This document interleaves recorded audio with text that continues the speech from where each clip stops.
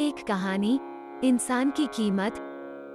एक बार लोहे की दुकान में अपने पिता के साथ काम कर रहे एक बालक ने अचानक ही अपने पिता से पूछा, पिताजी, इस दुनिया में मनुष्य की क्या कीमत होती है? पिताजी एक छोटे से बच्चे से ऐसा गंभीर सवाल सुनकर हैरान रह गए। फिर वे बोले, बेटे, एक मनुष्य की कीमत आंकना बहुत मुश्किल है, वो तो अनमोल है। बालक, क्या सभी उतने ही कीमती और महत्वपूर्ण हैं? पिताजी, हाँ बेटे।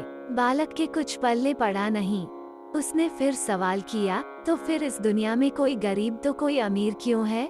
किसी की कम इज्जत तो किसी की ज्यादा क्यों होती है? सवाल सुनकर पिताजी कुछ देर तक शांत रहे और फिर बालक से स्टोर रूम में पड़ा एक लोहे का रॉड लाने को कहा। रॉड लाते ही पिताजी ने पूछा, इसकी क्या कीमत होगी?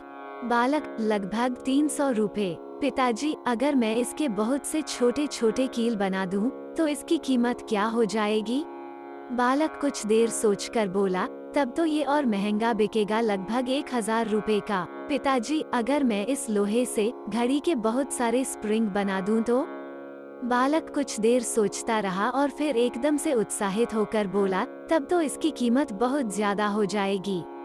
पिताजी उसे समझाते हुए बोले, ठीक इसी तरह मनुष्य की कीमत इसमें नहीं है कि अभी वो क्या है, बल्कि इसमें है कि वो अपने आप को क्या बना सकता है। बालक अपने पिता की बात समझ चुका था।